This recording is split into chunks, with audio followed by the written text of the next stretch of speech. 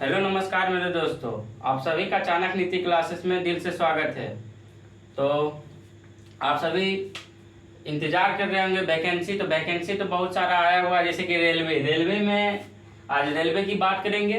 तो रेलवे जो है आरपीएफ कांस्टेबल और एसआई, आरपीएफ कांस्टेबल भी आया है और एसआई भी आया है। तो आप लोग 10th लेवल पे है तो कांस्टेबल भरिए, और ग्रेजुएशन पूरा कंप्लीट हो गया है तो आप लोग एसआई भरिए। और हम लोग जो है आरपीएफ कांस्टेबल एसआई 2024 में जो है पढ़ना है, चैप्टर वाइज पढ़ना है। बहुत सारे यहाँ वहाँ से बहुत जगह से पढ़ लिए, लेकिन हर जो है चैप्टर वाइज पढ़ना है।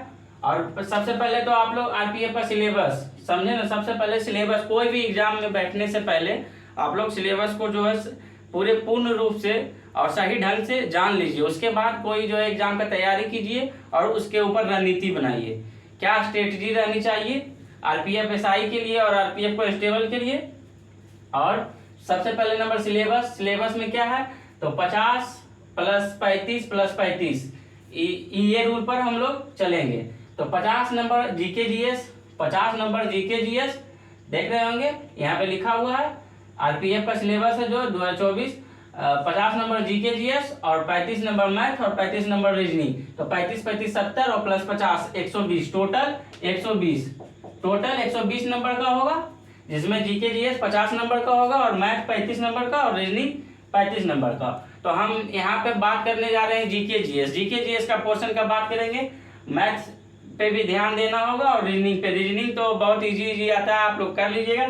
थोड़ा बहुत मैथ पे ध्यान देना होगा, ठीक है। तो मैथ खूब पढ़िएगा। और मैथ का भी जो है, जैसे मैथ में हो गया number system, profit and loss, percentage, ये सब मेंसुरेशन, ये सब जो है आरपीएफ का मैथ का सिलेबस है। तो आप लोग देख लीजिएगा, मैथ जहाँ पढ़ते होंगे वहाँ से अच्छे ढंग से पढ़िएगा। तो हम जीके जीएस का बात करेंगे। जीके जीएस में आएगा साइंस आएगा, स्टैटिक जीके आएगा, करेंट अफेयर्स आएगा, पॉलिटी आएगा, हिस्ट्री आएगा, ज्योग्राफी आएगा, इकोनॉमिक्स आएगा, ठीक है। तो देखिएगा ये क्या रणनीति से हम लोग को पढ़ना है। चाणक्य नीति क्लासेस का क्या रणनीति है, जो कि आरपीएफ कांस्टेबल और एसआई में दोनों में जो है जीके जीएस को पूर्ण रूप से, और 50 में 50 नहीं कर सकते हैं, लेकिन 45-46 जो आप लोग करके आइएगा, ठीक है। तो देखिएगा साइंस में जो है तीनों आ जाएगा, भौतिक विज्ञान, रसायन विज्ञान और जीव विज्ञान, जो कि तीनों से मिलाकर 7 से 8 नंबर पूछा जाता है। 7 से 8 नंबर क्वेश्चन नंबर यहाँ जो है 7 से 8 नंबर पूछा जाता है। स्टैटिक जीके में जो है 18 से 20 नंबर सबसे ज्यादा इंपॉर्टेंट है। स्टैटिक जीके में जो है 18 से 20 नंबर पूछा जाता है। करेंट अफेयर्स में 4 से 5 नंबर। करेंट अफेयर्स में कितना, 4 से 5 नंबर। और पॉलिटी में 7 से 8 नंबर। पॉलिटी जो है बहुत महत्वपूर्ण है, तो ये 7 से 8 नंबर पूछा जाता है। और हिस्ट्री में जो है 6 से 7 नंबर। और ज्योग्राफी में 3 से 4 नंबर। और इकोनॉमिक्स में 2 से 3 नंबर। तो ये जो है सभी विषयों का अलग अलग कितना नंबर पूछा जाता है वो हम बता दिए। अब इसको किस तरह पढ़ना है तो ये हम देखेंगे। तो 7 से 8 नंबर साइंस में पूछा जाता है, जो कि इसमें 3 विषय, भौतिक विज्ञान, रसायन विज्ञान और जीव विज्ञान। तो जैसे भौतिक विज्ञान में जो है मात्रक, पहला चैप्टर है भौतिक विज्ञान का, मात्रक है, यांत्रिकी है, तरंग है। जितना भी चैप्टर है हम चैप्टर वाइज क्वेश्चन जो प्रीवियस ईयर में पूछा हुआ है, जैसे रेलवे में ग्रुप डी, एनटीपीसी, आरपीएफ पूछा हुआ क्वेश्चन को देखेंगे। तो मात्रक से जितना भी क्वेश्चन बनेगा, ऑब्जेक्टिव जितना क्वेश्चन पूछा गया है वो हम जितना भी पूरा क्वेश्चन पूछा हुआ हम लाएंगे और डेली वीडियो में बताएंगे। तो हर दिन चैप्टर वाइज करेंगे। जैसे फिजिक्स का मात्रक, यांत्रिक, तरंग, और रसायन विज्ञान का परमाणु संरचना, अम्ल और क्षार, जीव विज्ञान का जो है चैप्टर कोशिका रहेगा, उत्तक रहेगा।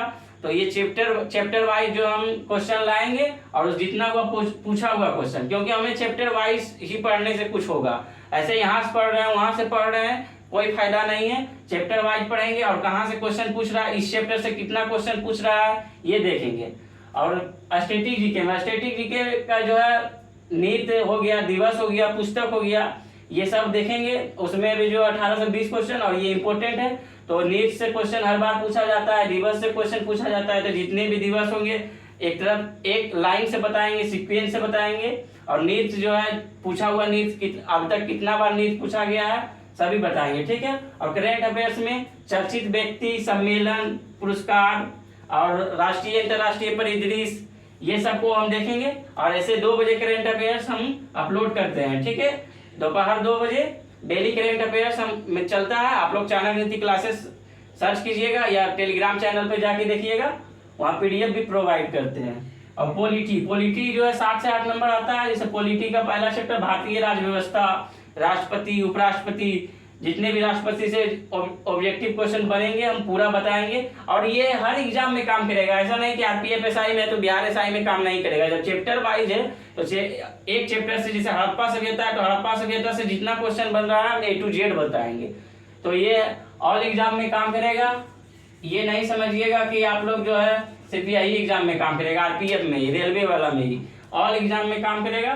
तो पॉलिटी हो गया और ये हिस्ट्री हो गया 6 से 7 नंबर। हिस्ट्री में जैसे प्राचीन भारत, मध्यकालीन भारत और आधुनिक भारत। प्राचीन भारत में हड़प्पा सभ्यता, वैदिक सभ्यता और मगध का उत्कर्ष, ठीक है। और मध्यकालीन भारत में पढ़ाएंगे दिल्ली सल्तनत। आधुनिक भारत में 1857 की क्रांति हो गया, यूरोपियों का भारत में आगमन हो गया। ये सब जितना भी है हम A to Z ऑब्जेक्टिव जितना बनेगा हम बताएंगे, ठीक है। और ज्योग्राफी में हो गया जो 3 से 4 नंबर पूछा जाता है, इसमें इंडिया प्लस वर्ल्ड दोनों पढ़ाएंगे, भारत प्लस विश्व। जैसे भारत में हो गया भारत एक परिचय, भारतीय भूगोल का एक पहला चैप्टर है भारत एक परिचय। और विश्व में जो है ब्रह्मांड, ये जो है जितना भी इससे ब्रह्मांड से जितना भी क्वेश्चन बनेगा हम सभी बताएंगे। और इकोनॉमिक्स में जो है 2 से 3 नंबर पूछा जाता है, भारतीय अर्थव्यवस्था में जितना भी क्वेश्चन बनता है हम सभी बताएंगे।